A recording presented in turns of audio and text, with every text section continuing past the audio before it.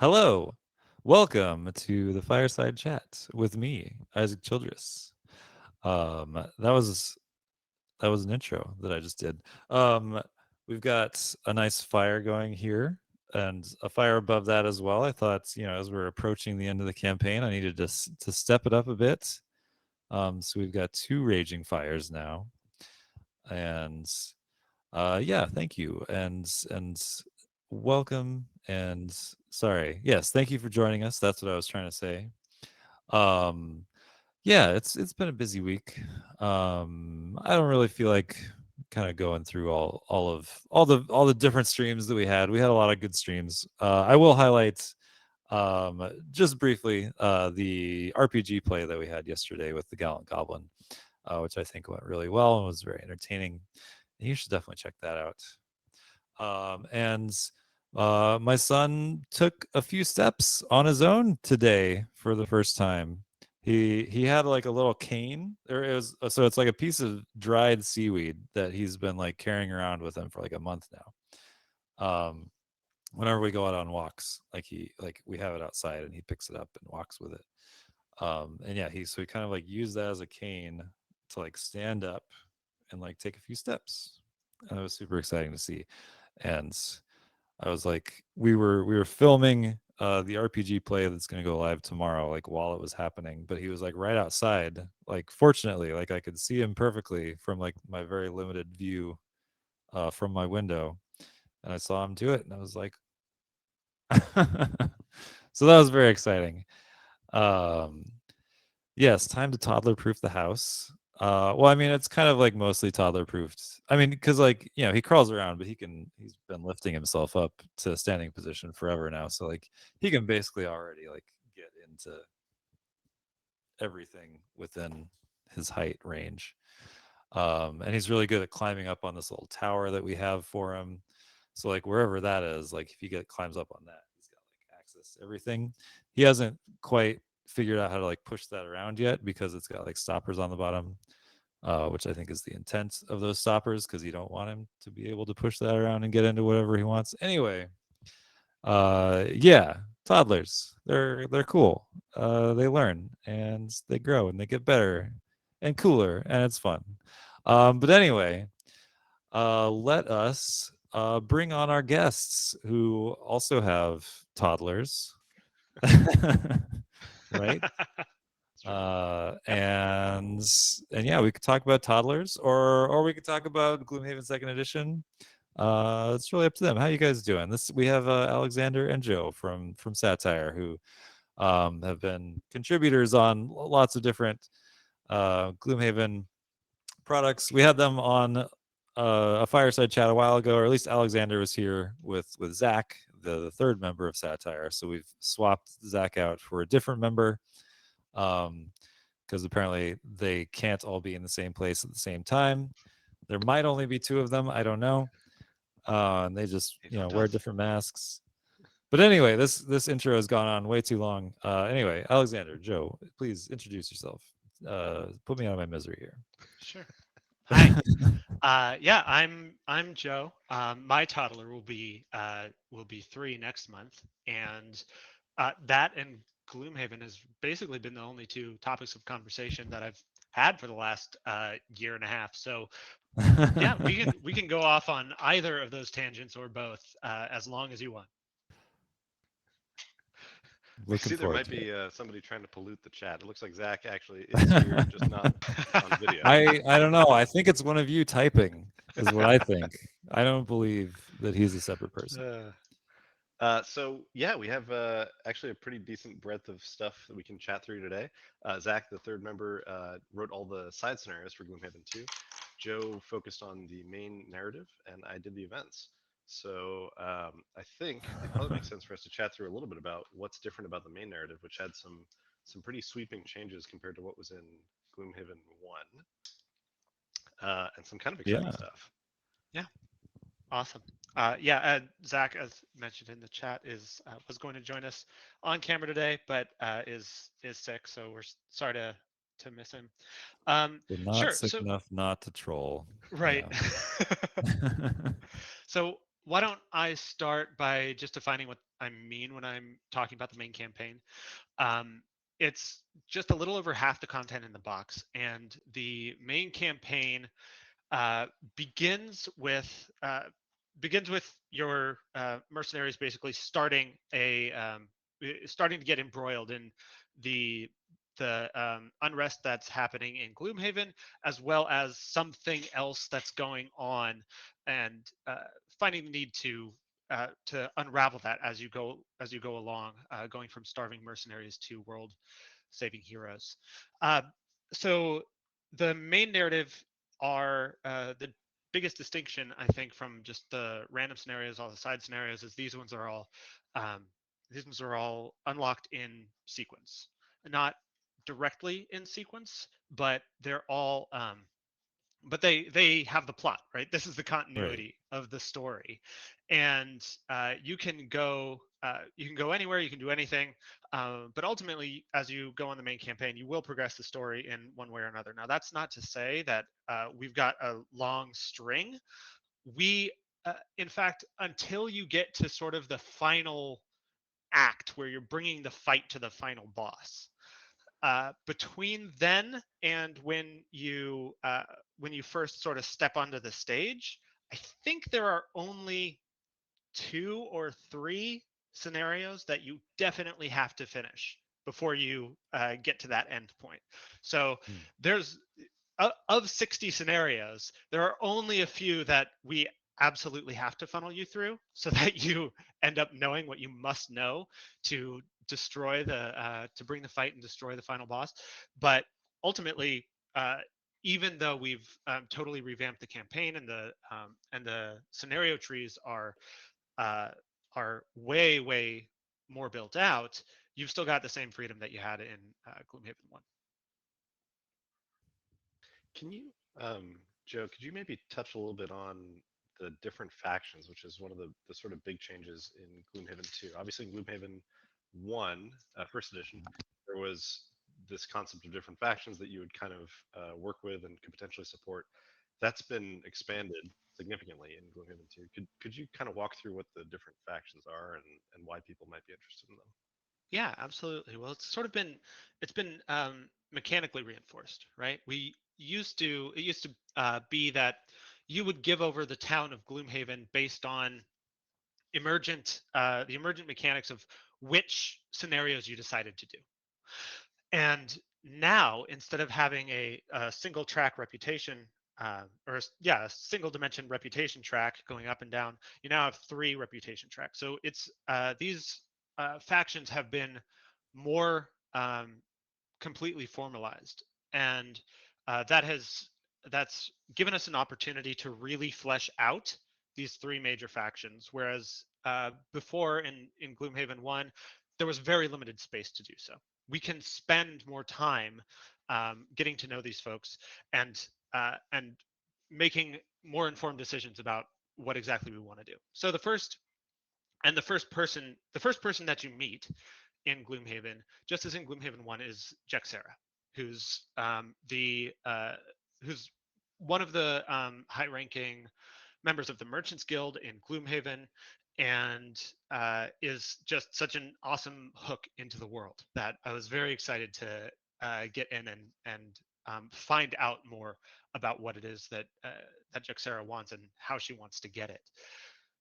In Gloomhaven 1, she had a lot of brutality. I think the main difference between the merchants in Gloomhaven 2 and Gloomhaven 1 is that they have uh, a more holistic overarching goal, and that goes for the demons as well. They're trying to do something. Everybody's trying to gain control of Gloomhaven. The military, the merchants, and the demons. They're all trying to gain control of Gloomhaven, but they're doing it for a reason.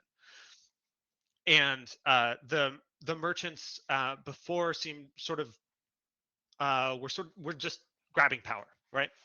Now now Jexera is sending you on missions, and she's not exactly telling you why or what's going on, but she's taking you but you start to get the sense of what she's doing, and you can look through and try to read between the lines as you go. And once you figure out what she's trying to do, you can make a much more informed decision about the impact that you want to have in the game. Uh, that actually goes for all three of the factions, in that they start to trust you as you gain reputation with each of these factions. You hit certain thresholds, and when you hit those thresholds, you unlock a little section, a narrative section that you read that gives you some context for, okay, you're sort of in the inner circle now, and we're gonna need you to help us in these particular ways. And then ultimately you unlock the ability to, decide Gloomhaven's fate in the favor of one of your allies or the other.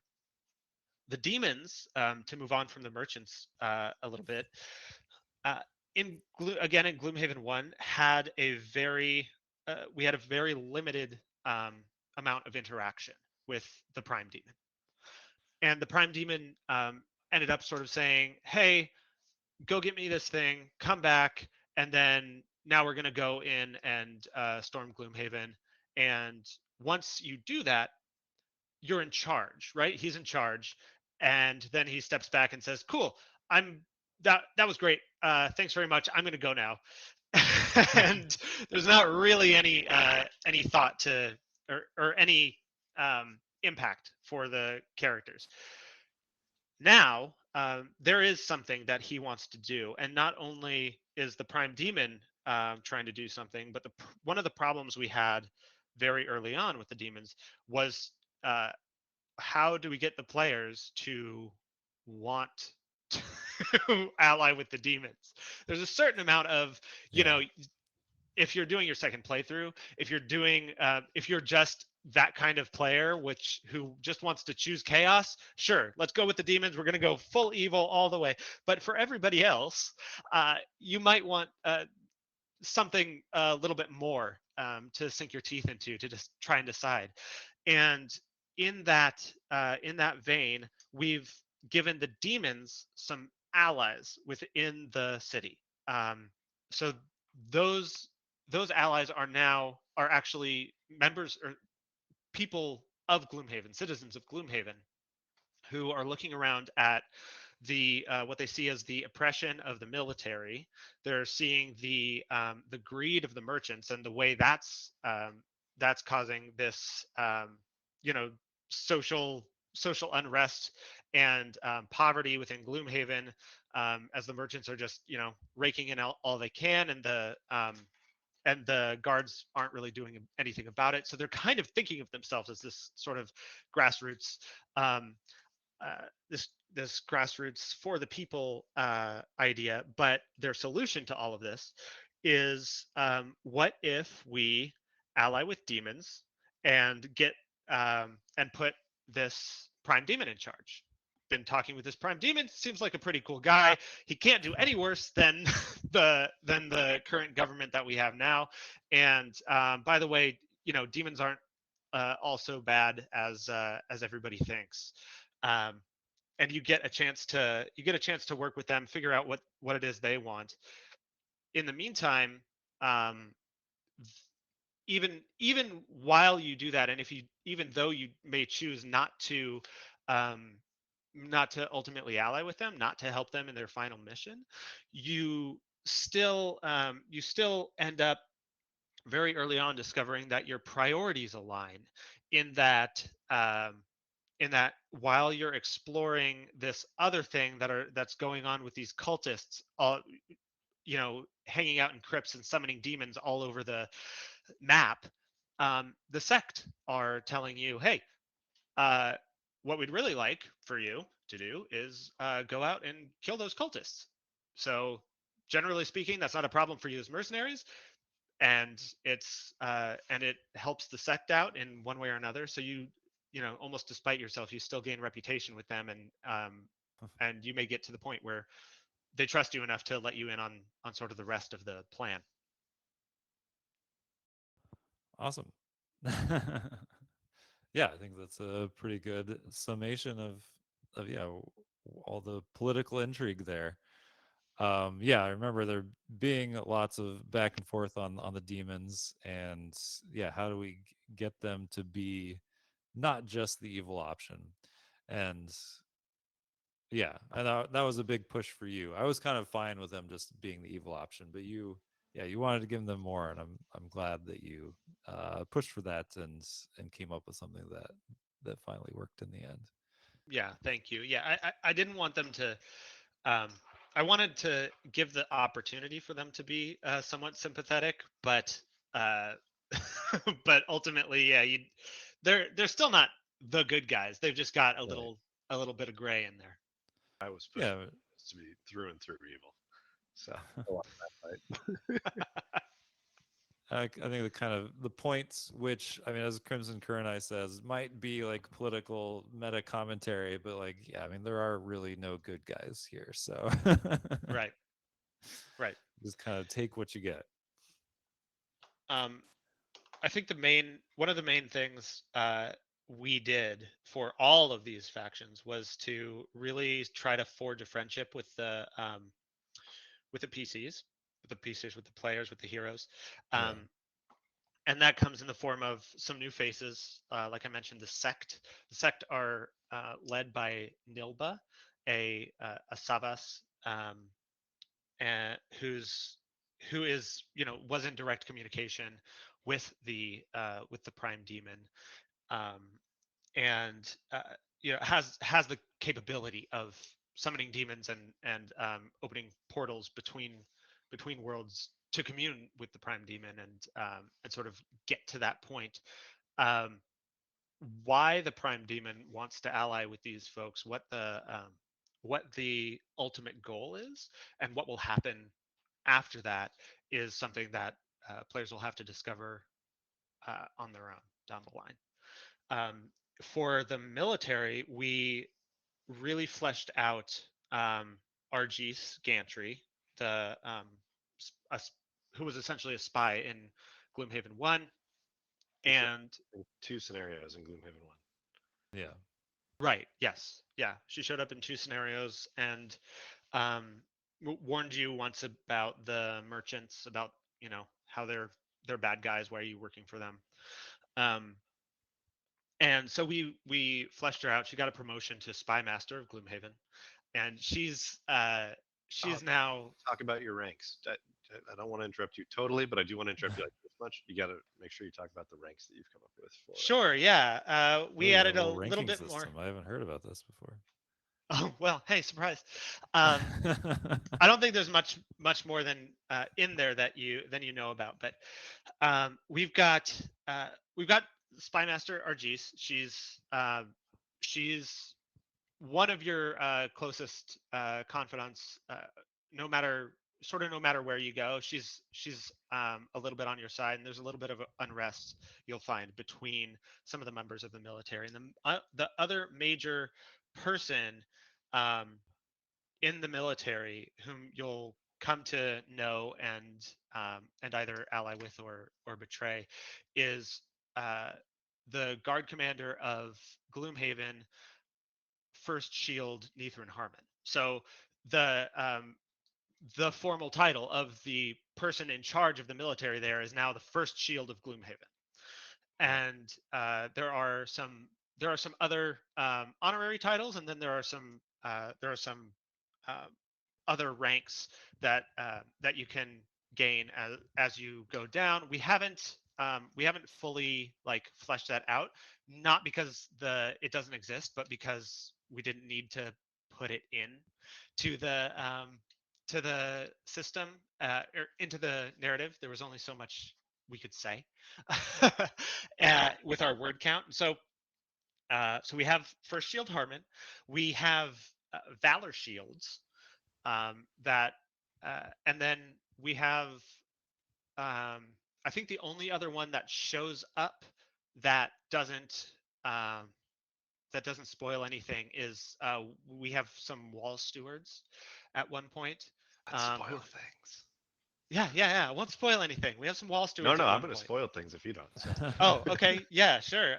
You go ahead and spoil. What did I miss? Just that at some point the players can also pick up a rank, Yes. and that ties in with some of the other new systems that we have. So it's kind of fun. Oh. Yeah, absolutely. So actually, do you want to tie that in, or Yeah, totally. So I think I mentioned this a little bit on the last stream that I hopped on with you guys, but Yeah, where you events now can get have, like traits. yeah, exactly. Yeah. So events now have more opportunities to trigger off of traits. So it's not going to be just the traits that are on your character mat or your ancestry. It's possible to gain traits over time that will be tied to your particular character, and they function a little bit like party achievements functioned in the original Gloomhaven. But rather than being tied to your party and just being like this permanent thing that sticks with you, it's really tied to the characters. And as we know, the characters in Gloomhaven retire eventually. So you are cycling people out, and there are things that are going to be tied to the particular party makeup that you have at any given time.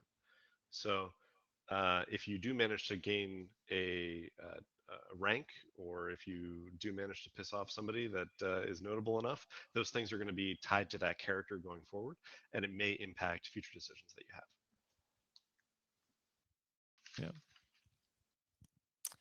Um, I wanted to go back to an anecdote I had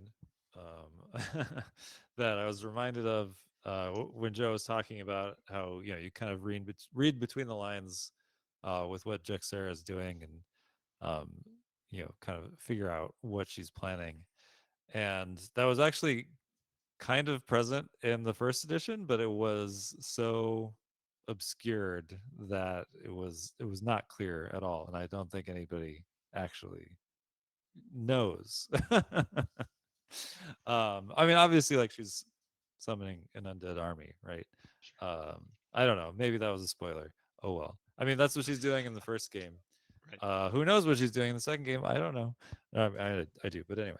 uh but yeah, so, like, she sends you out. I mean, the first mission is to secure the documents, and I think that's, like, somewhat clear, right? As, like, the bandits have these documents that, like, help them, like, summon undead, and so she wants them so that she can summon undead. And then you go, if I could make scenario 3 even darker, right? She wants you to go kill a bunch of Inox so she can, like, harvest their corpses. um my phone is ringing. Oh no, never mind. Sorry. Uh, yeah. So she wants a bunch of Inox corpses, and then she has you go get the diamonds as kind of like a conduit, right? Well, I think Mhm. that's shown somewhat. Like, when you bring the diamond back to her, she kind of uses it, or she kind of uses it to, like, cast the spells that she wants to do. Yeah, So I'm anyway, trying to I mean, remember. that was kind of the so you were going on these missions to do things, but yeah, I don't think that was ever really very clear as to what was Very happening. into that. I mean, by the No, end, I clear what she's up to. Yeah, I think she definitely doesn't tell you in Gloomhaven 1 what she's doing until you bring that diamond back to her, and then she's like, okay, cool. I'm gonna get some zombies together. You and I, let's go do this whole invasion thing, Yeah. and we'll get this done. I think the thing that was so I don't think it was totally unclear. She was definitely like sort of jerking you around, Yeah. but I think the thing that was missing, for me at least, I didn't get it if it was there, was why. She wants to, Right. Yeah. she Yeah. wants like what that was one of the major questions that we started with in the whole campaign when we first sat down. It was, what are the merchants trying to do, what is the military trying to do, what are the demons trying to do, and what is the final the big bad evil guy trying to do, and why can't they do it right now until something else happens. And Yeah. finding those motivations for each of those npcs, I think, was really, really important. It's not necessarily, I don't think all of it is fully sat down and explained to the player. Not everything. You don't necessarily find out everything, but there is an answer. And I think players who are paying attention, like you said, are going to be able to read between the lines and say, oh, okay, this is sort of why this person's trying to do this. Yeah. Yeah. I mean, you're providing more context as to why, which, yeah, I think is very important. I think it's important for players to make a decision, right? Yeah. To make something that doesn't feel like just sort of a coin flip, like, I don't know, we'll be, I Right. guess we'll Yeah. be I this mean, way. yeah, when there's that, reveal with Jexera in the first game, it's like, yeah, you don't really have much context as to why. And so it's like, oh, you're summoning undead. That seems bad, right? Like Yeah. historically in fantasy games, that's a bad thing. So I guess I should stop you. And yeah, you don't really have, yeah, enough of a context to make a decision past that. The the I don't want to sell yourself short. I don't want to sell you short, and I don't want anybody to think that because we're making these improvements to the narrative, it in any way reflects badly on the narrative in Gloomhaven 1. The difference, I think, comes down to those multiple reputation tracks that we have now and the systematization of being able to move up and down on those and really form relationships with all Yeah. of these different factions. Because I mean, I think it was just space. Like you didn't have enough space. There weren't enough scenarios where you got to hang out with Jexaria. There weren't enough scenarios where you got to really find out what what does the military want, or especially with the demons, like what do all these people want. By the time you get there with Jexera at this point in Gloomhaven 2, you've spent more time with the merchants, and um, we also plucked out that warning that Argis gives you that Yeah. that we see in the original merchants line, and we extrapolated that into all of the relationships with all of the factions. So Yeah. as you grow with any one faction, the other two factions are going to show up at one point, at least one point, and say like, "Hey, these guys are crazy, right? Like, you do you know they're working with demons? You're working with these guys. Are you sure?" And everybody does that. So you not only get a chance to learn from the missions that you're doing for the merchants. You don't just learn about the merchants there. You also learn about the merchants when you're doing work for the other factions as well. Yeah.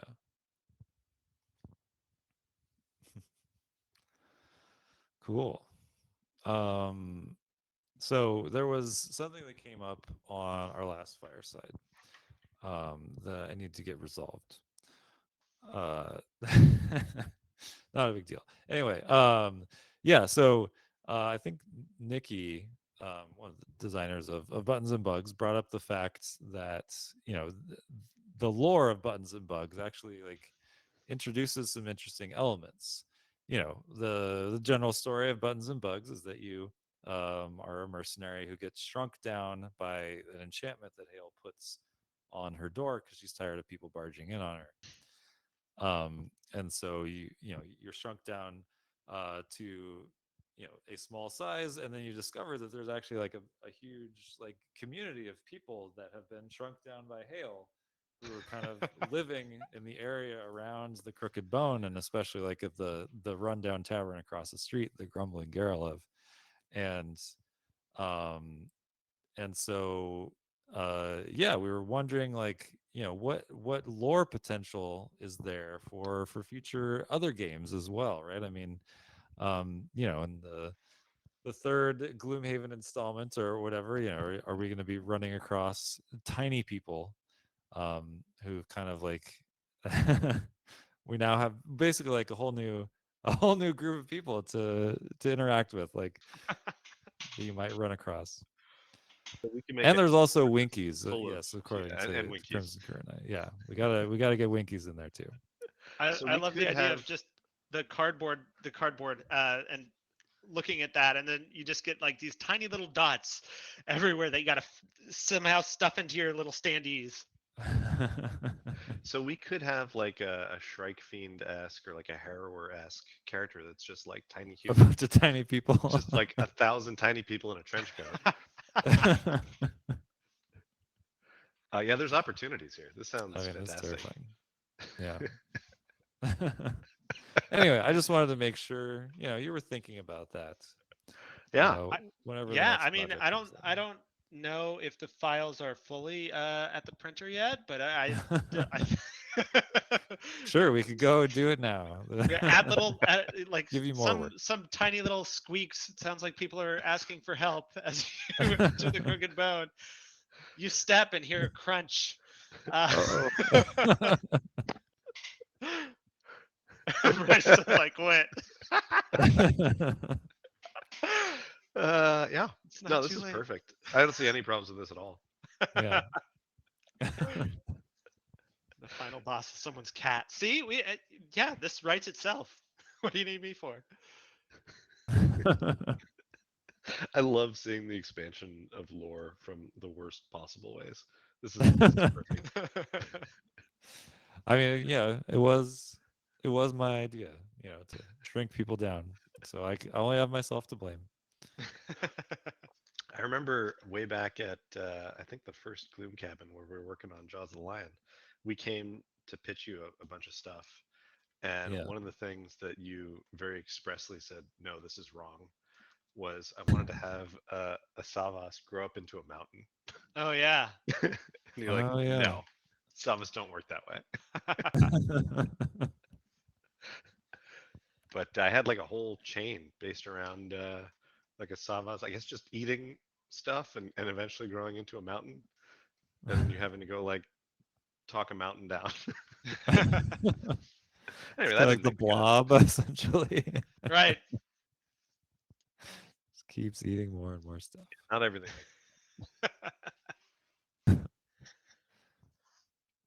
Um, so there's some really fun stuff we can talk about. I would love to spoil another personal quest that got updated. Yeah. Sure. Yeah. One of Why not? I don't know, let's spoil stuff. If you don't like spoilers, this is the time to I guess leave. Um, because who knows what happens from here. But one of the personal quests got updated, and I'm pretty stoked about this one. This is similar to the sort of the deluxe personal quest that I mentioned last time. But there's a personal quest called Escaping the Sin Ra. And there was this undercurrent in Gloomhaven, and particularly in some of the community campaigns, where you were fighting off this shadow organization called the Sin Ra, and it Yeah. shows up a bit in Frosthaven as well. But they were always sort of just in the shadows. You didn't get like a great look at what was going on with them, and you didn't have too many opportunities to directly interact with them. And so the premise of this personal quest is that you are a former Sin Ra member. You were part of a sleeper cell in Gloomhaven, and you've decided you want out. And as Cool. part of getting out, you well, the Sin Ra doesn't take kindly to people leaving the organization. So as part of getting out, you need to do particular things. But mechanically, the way that the personal quest works now is you start with a particular item that ties to your former membership in the Sin Ra that lets you pose as a member of the Sin Ra, an ongoing member. And as you reach events or other things, you can invoke your relationship to the Sin Ra to get alternative outcomes. So there may be times where on an event, a totally normal event for anybody else, there is an option for if you have that personal quest or if you have the associated item that would let you take some other tact. And just a new way to kind of build out the story and kind of ties into that adoption of new traits as you go and things that you can acquire as you progress throughout your time in Gloomhaven that will impact the narrative in kind of unusual ways. That's super cool. So basically, you're saying there's like an item that kind of functions as a trait as well. Yeah, so there are times where having an item can trigger a result. I'm trying to think if we did this in Frosthaven at all. We did it I with don't think so. campaign stickers a bit. Mhm. There were Yeah, campaign with stickers campaign that would trigger an stickers. outcome. I can't remember if there was ever specifically like a specific item you needed. But in any case, there are a handful of times now in the new Gloomhaven where having a particular item or having a particular trait will trigger some alternate result. Um, Sometimes better, maybe sometimes worse. But it'll be a unique narrative for the people who possess those things. Yeah. So Crimson Current is asking an interesting question where if anyone's considered basically two players playing the same class, where you basically only get to play one card per turn as like some big giant class or something. That'd be cool. I'm into it. So definitely something to think about. Yeah, Bug in a Jar was the one I was thinking Oh, about yeah, there. that's right. Bug in the jar. Sure. And bug in the jar. Yeah. Yeah, One of the sticker. one of the benefits of being able to I don't want to move past the two-headed ogre. Uh, Oh no, it's fine. I'm not it's a first. brilliant idea. I think yeah, sold in the room. We'll get started on that right away. Uh, that isn't true. Well, they're already drafting. One of the benefits of getting to do Gloomhaven now and revisit it is that the lore got really like a lot deeper in during the process of creating Frosthaven. Right, there was all sorts of stuff that that was already in a wiki internally Yeah, that we were able to draw on and stuff like that that was already settled, but with the advantage um, of Forgotten Circles and Frosthaven already being out, now we were able to go back to that original and really tease out some of the stuff that was that had become really interesting in the lore that almost had to be sort of ad hoc hacked together, and now we can go back and justify some of the things that um, got done there and deepen what was already there. yeah. And I want to give a shout out to Matthew G. Summers, our favorite scenario designer, uh, who yeah, encouraged me a lot to expand the lore, just in our communications with one another. Once I sort of built out the company wiki that we have, and shared it with him, he had a lot of suggestions on just like, I have like a million questions about all these things and I want to know the answers.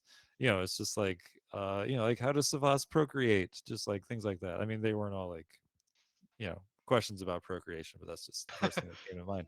But Ninety anyway, percent. so he was really helpful in just kind of like, yeah, just here's a list of stuff that I think would be interesting to kind of flesh out. And so, yeah, that's just kind of what I've been doing off and on for the past however many years, is just kind of slowly expanding that wiki to just fill in as much lore as I can. That's been Yeah. that's Yeah. been really cool to see that expand and to sort of get to play around with it, um, Yeah. and ignore the things that I didn't like that hadn't been printed in a product already. I just, So I for remember I remember at Gloomhaven, we were working on one of the Jottle initial scenarios where I think it ended up being a hole in the wall. So the second tutorial scenario, right. Yeah. and the question was like, "What the heck is the wall of Gloomhaven?" And I think we asked you, and you're like, "Oh, go ask him." And we sat down with Matthew, and he went for like a half hour just explaining what the wall was. He had just had an awesome Mhm. background for everything. It was great. I think one of the most important things when you're dealing with a narrative and especially an existing world, um, uh, is to avoid the temptation to explain everything in the actual narrative. That Yeah. you don't need to tell the reader everything because that's exhausting, and it's also not fun for people who are interested in learning more. If you just give them Yeah. all the answers, it gets boring. But as long as the writer knows that there is an answer and the writer knows what the answer is, so that things are consistent with the way reality works in the reality that you're building, you still get to play around and have a good time. And Matthew Summers is absolutely the foremost resource on what are the answers, even if we don't tell the tell the answers in the scenarios themselves. Yeah. Yeah, like something that annoys me greatly in like television shows or movies is like, it's particularly like fantasy stuff, like where you start, like series starts and like they got to spend the first 5 minutes like explaining the history of the world to you, Right. and it's just like, I don't. No, you don't need that. Like, Right. just get into the story, and we'll, pick up what we need to know from context. And yeah, it's just I- annoying when people try to give you all the information up front. Right. Kind of a cool opportunity with that, particularly in the sense of like not knowing lore that we play with Mm. in event cards and certainly the narrative. But in the event cards, since you don't really know what you don't know, there are opportunities to have something like you come across a meditating orchid, or you know, Savas are asking you to feed them rocks or what have you. And it's the first time you're learning about this stuff, and you have to make a decision about how you want to interact with it, not knowing how to wake up a meditating orchid and what's important about that, or how to make sure that Savas are being nourished. Um, those are probably the first times that players are interacting with that, and then of course going forward they understand how it works because the backside of an event is going to explain it. But they have the opportunity to make a decision about how they think it could work, and then see one way or another how it actually went. I think in Gloomhaven 2, we finally got the opportunity to play a bit with orchids and Savas in particular. I'm super stoked for people to see some of how that lore gets built out. Obviously, Aether's always got a lot of screen time, and in Frosthaven, the three new ancestries got a lot of time and lore behind them.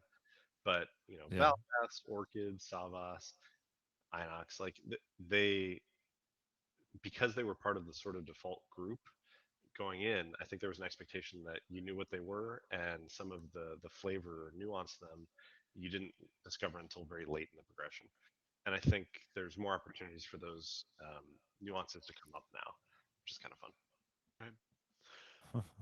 We took a you mentioned you bring up a really interesting challenge that Gloomhaven presented, and the one thing that I was adamant from the beginning that we get to keep is Jexera as a hook for the world, because she's extremely interesting. She's a very it's a very striking picture. This Valrath woman, um, flanked with by two just enormous guards.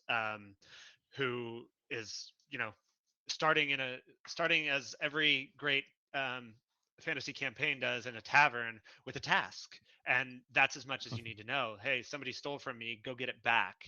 um, but the additional challenge there that you mentioned is like, well, we can't front load everything, um, but because it's such an open world, and because it's a main campaign, that needs to be it needs to be kind of, you need to have a foundation just to get through it. And like I mentioned, we're only ever, once after you get through those three scenarios, the world opens up almost completely, to the point where you really only have to get through one or two very specific scenarios. Those are the only ones that are absolutely mandatory, to unlock the, sort of the final quest. There's gonna be stuff in between those, but anything. Alexander was mentioning the agnostic design of, we don't know what you have learned already, because you might not have done this or you might not have done that. And whereas with events you can kind of control for that, based on where they unlock. There's a Yeah. whole, 20 to 30 scenarios in there that you could play all the way through this one before you even get back up to this. Um, so we had to figure out exactly what you need to know, the bare minimum of what you need to know, bare minimum of people that you need to meet in order to make either hook into all of the politics within Gloomhaven, or go investigate this other stuff. You need to meet Hale, you need to meet First Shield Harmon, Jexera.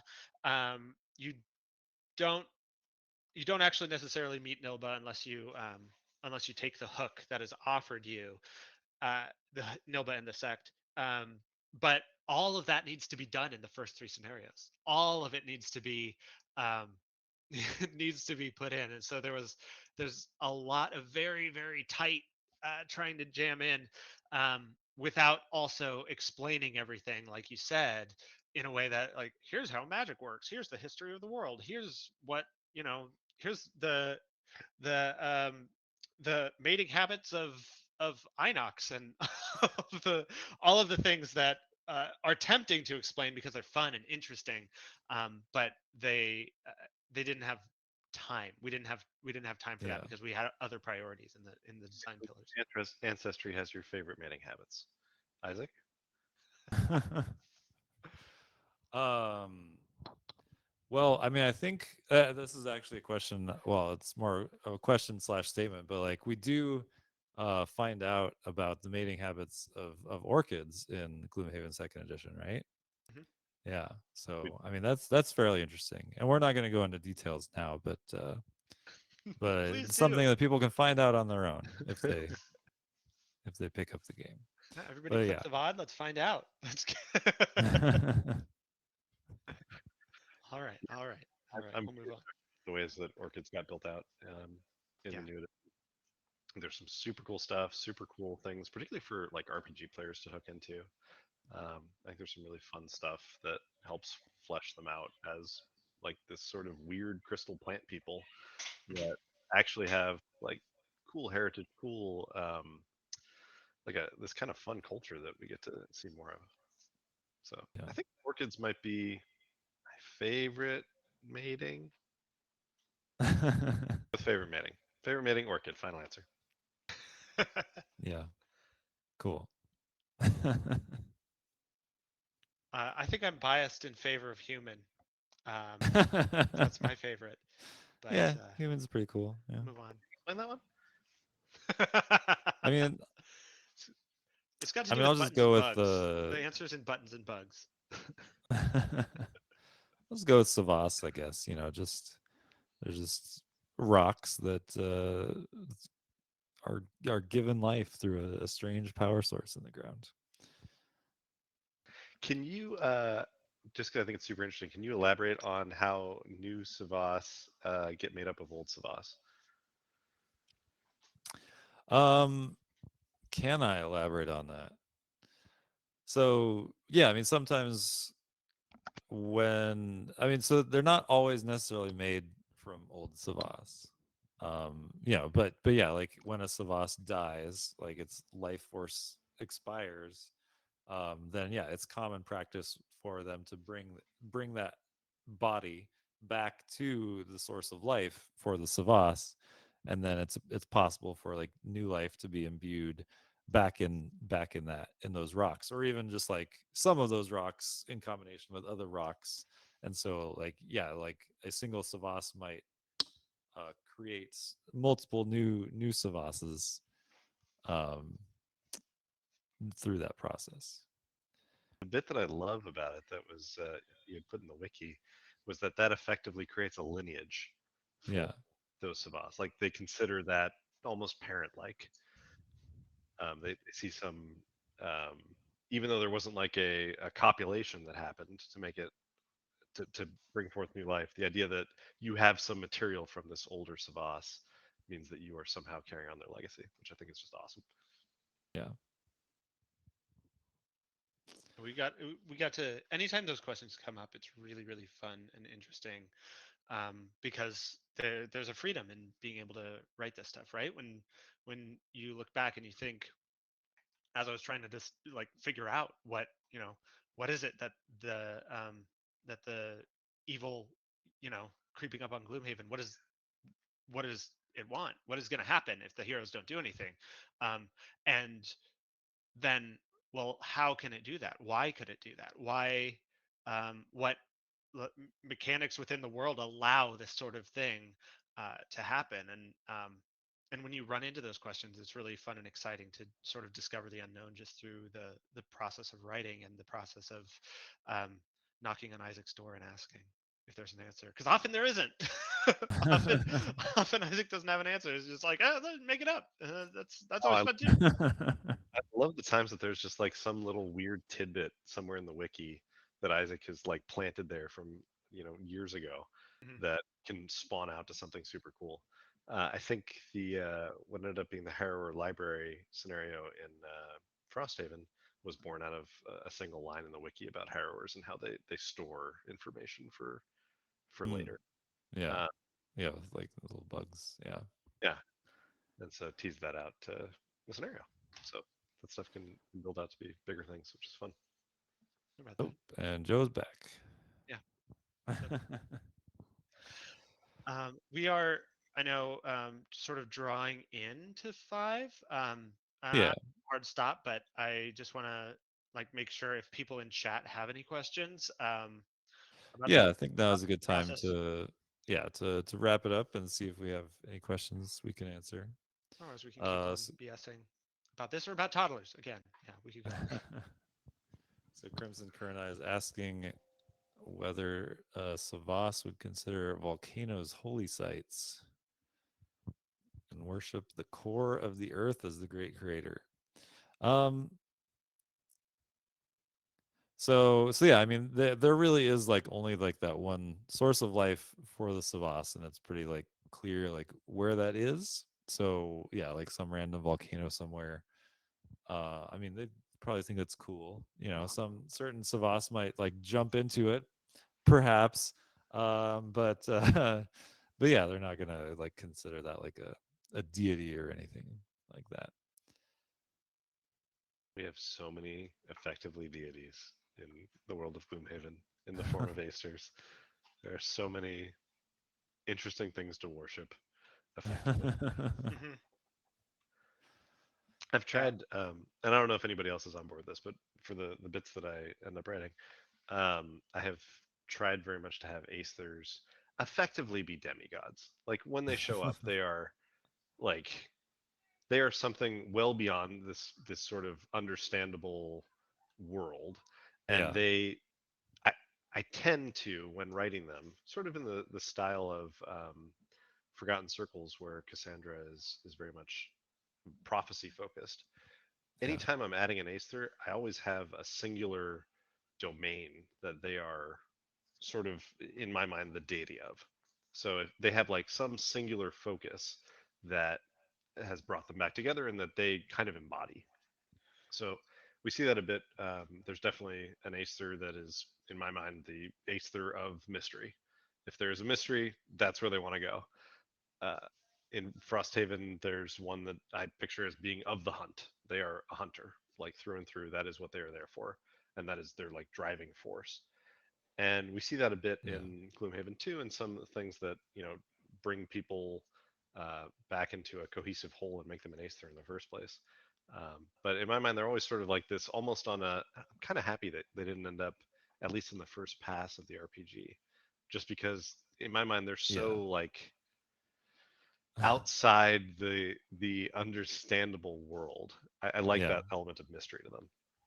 They're very cool too. Even, you know, depending on what you think of like as a god in various senses, whatever that means is it's very cool, and I think it totally tracks with the um, sort of self determination and formation of the Aethers, right? They sort of had to assemble themselves, and in so doing, like find that nugget that drives them, and so I think it makes complete sense that they would come back with a very very specific area of focus, and a a way that in a way that other mortals just absolutely wouldn't.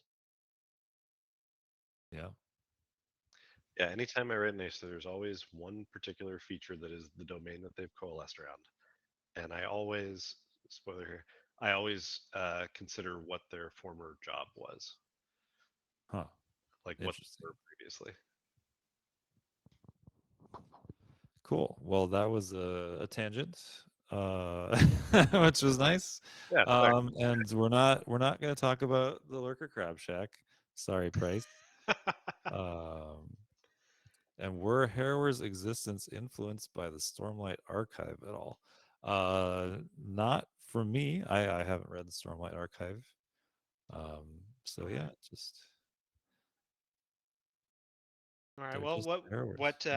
Yeah. what did uh inspire you about Harrowers then, or for Harrowers?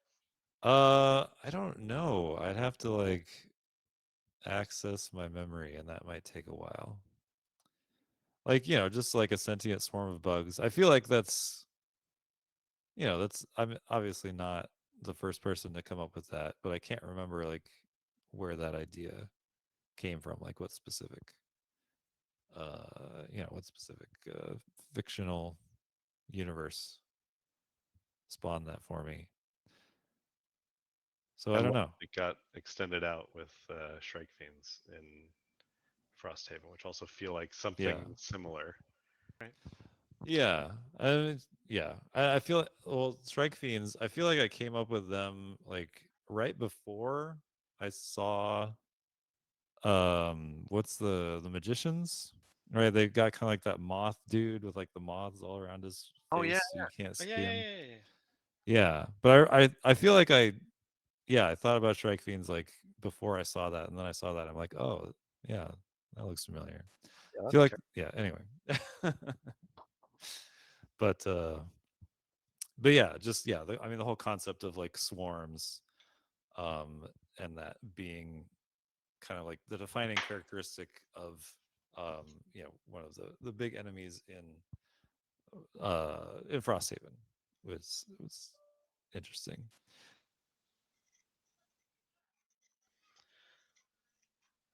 yeah. I would love to see that expanded in.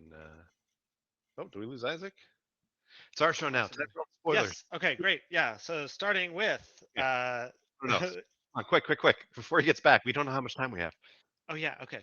So Gloomhaven is actually uh, built on a layer of marshmallow, um, essentially a layer of marshmallow, and you have to spend as much. You basically we have an entire series of events, 5, 6, 10 Oh, it's events. way too many. Yeah, more than Yeah, half at that this point. you dig through. You have to you actually have to eat your way through, and oh, Dang it! you're just getting to the edible parts of the box. Uh, Bryce is changing production files now. All right. Okay. Yeah, he's not. Okay, he He's doesn't not have a here. mic, so he can't stop us. Yeah, he can't Um, stop us. Okay. Perfect. Yeah. So you do actually have to eat most of the components in the box. There are there are full bosses that are about this thick. That's why the box is so big, actually. mhm. I've got a list here of all the buildings that didn't make the cut for Frosthaven. We can just go through those. Uh, oh, he's Bryce, back. slow down. No, not yet.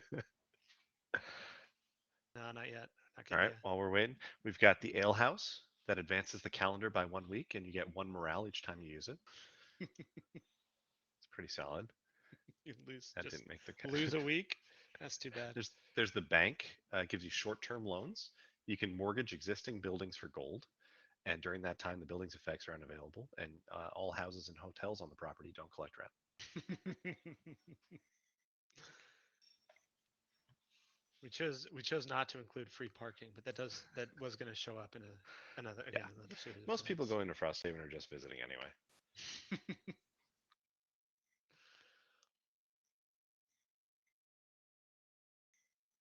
No, still not. We're still not there, man. All right, we got more. The Tailor.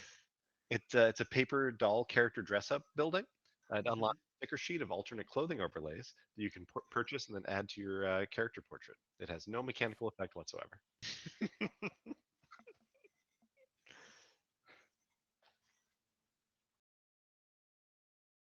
Let's see. God, I'm trying to come up with something off the top of my head, but I don't. I don't have the list in front of me. This is a good. It's a good list. We got a magma pit. It's just a molten hole in the center of town that you can make offerings to the old ones. You do so by ripping up items in your game, and you get to earn their value and enhancements. It's just Not the same ones that you eat. That's no, that's not fair. But you can toast the marshmallow, which is helpful. so I think Isaac is asking us. He says end the stream, but I'm not sure if that means stop. Uh, but we can close it out there. It's been an absolute pleasure chatting with folks. This is a lot of fun. Thank you, Isaac, for having us. And we're really excited for Gloomhaven Second Edition. I think there's going to be some really fun surprises for folks. I think I mentioned this briefly last time, but there are things in there that I think are going to be designed for the person who has already played through and has experienced Gloomhaven One, and we're going to play on those expectations, and we're going to surprise you. there's some fun things for certainly new players, but I think somebody who has already played through is going to have even a richer experience for knowing how things have changed. So there's some cool opportunities in there. I'm really excited for people to see some of the stuff. I'm excited for people to be able to use some of the expanded lore and things like the RPG. So there's a whole host of characters that you're going to get to meet, and I could not be more thrilled for you to start interacting with them. Thank you so much, everybody, and thanks to Alexander and Isaac and everybody over at Cephalofair for the opportunity to chat with everyone. We'll see you again soon. Have a good one, folks. Bye.